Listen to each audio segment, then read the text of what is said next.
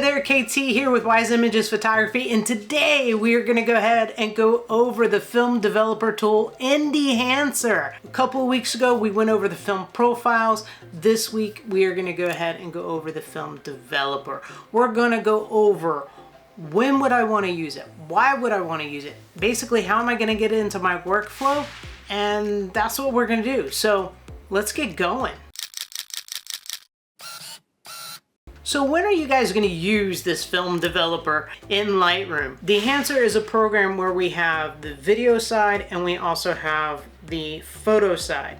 So this bit about the photo kind of also does apply to the video side as well.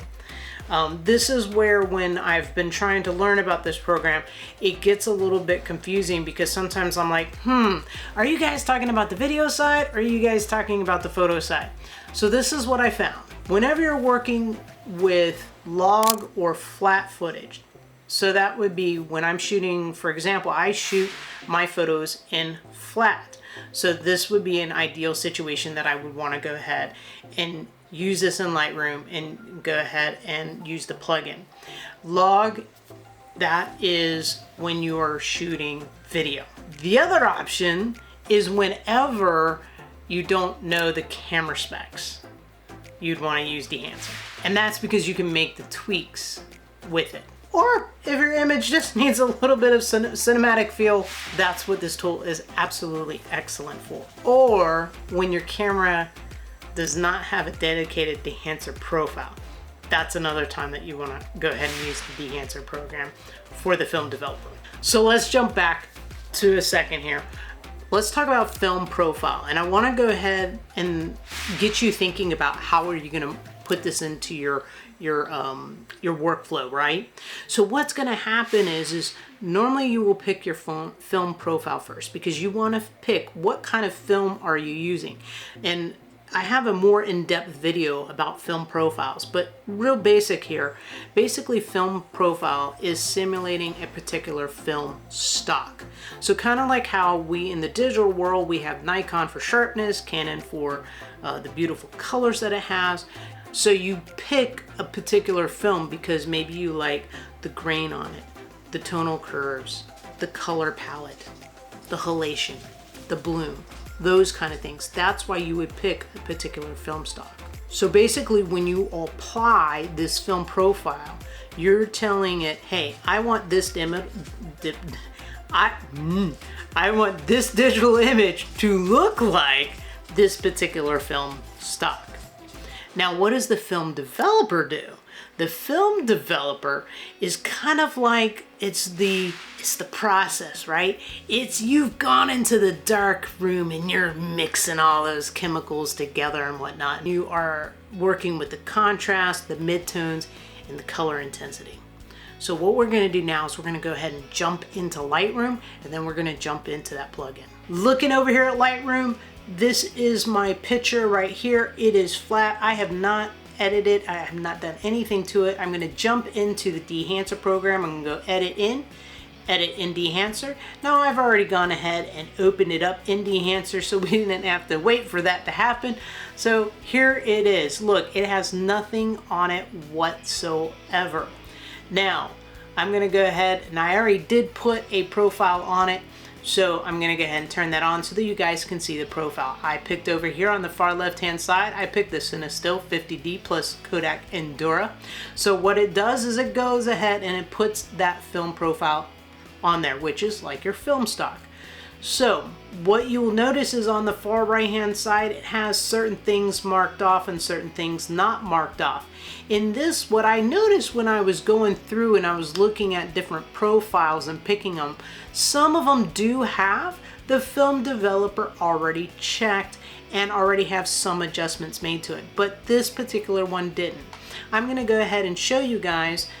As you look at the screen, I'm going to come down, I'm going to hit the Kodak Impressa 50, and you will notice that the film developer does come on over here on the far right hand side. So there were already some adjustments there. So the reason why I bring this up is because I'm gonna go ahead and jump back over here at our Cinestill 50D, and it doesn't have it on. So all you have to do to turn it on is just go ahead and click the box. Whoops. Go ahead and click the box, and it will go ahead and turn it on for you. So there you go. Now you will notice that there are 4 different sliders here. There's the contrast boost, the gamma, excuse me y'all, the gamma correction, the color separation, and the color boost as well. So we're gonna go ahead and we're gonna talk about each one. So when we look at contrast boost, it's gonna affect the contrast. You can go ahead and boost it up. Let's get some punchier blacks. Boom, over to the far right hand side. It always takes a hot minute before it wants to cooperate and come on over. But boom, you see that going to the far right, and I like to do extremes because I want you guys to see what these tools do. So now if you want your image a little bit flatter, guess what? We go over to the left hand side.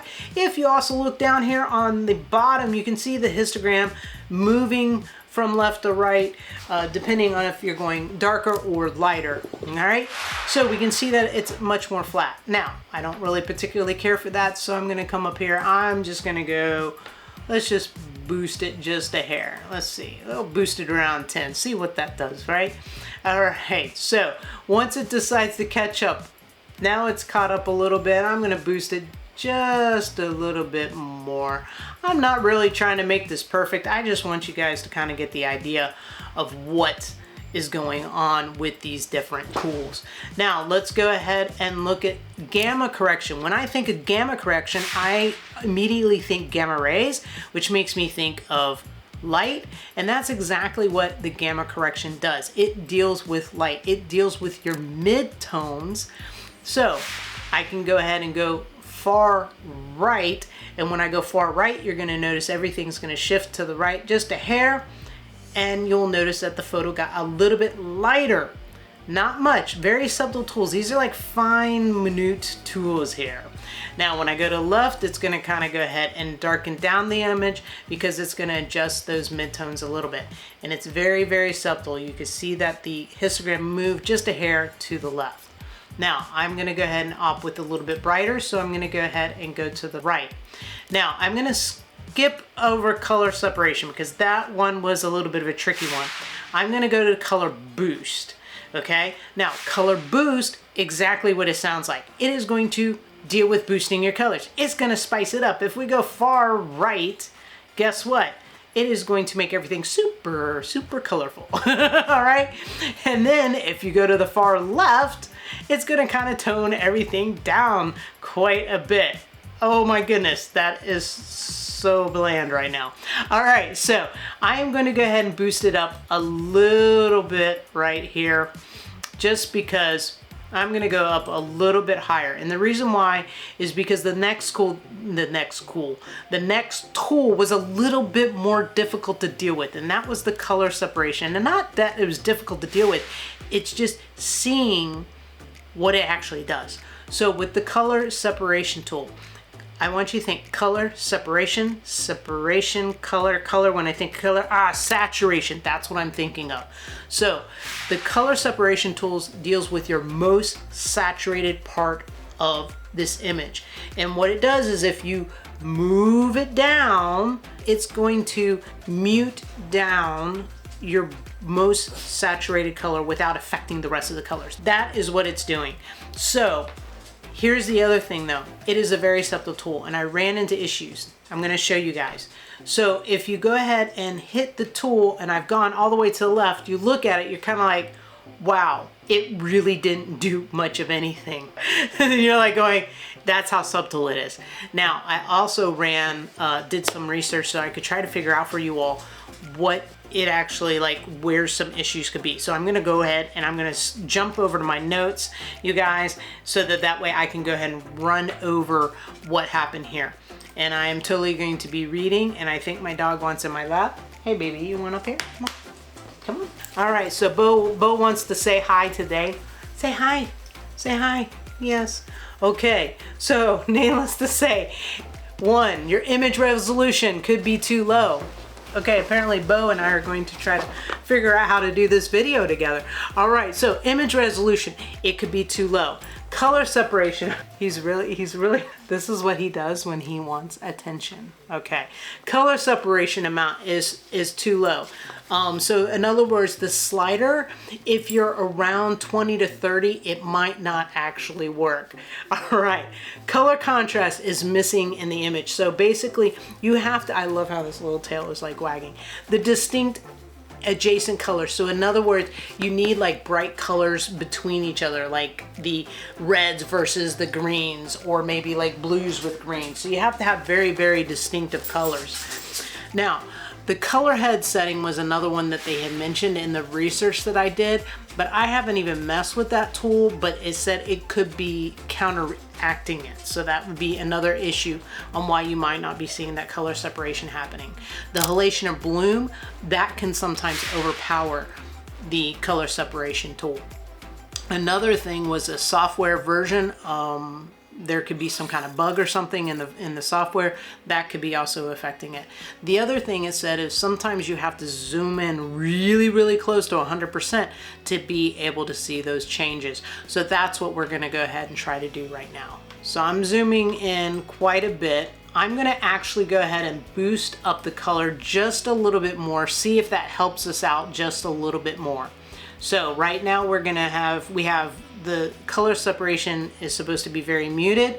We're gonna go ahead and turn it up and see if that blue changes a little bit more color, because I picked an image specifically to be able to try to see that color separation. And it's very, very subtle. I'm actually gonna go ahead and turn off the halation and bloom for just a second to see if that helps us out. Now we're gonna go ahead and lower down the color separation again, bringing it back up.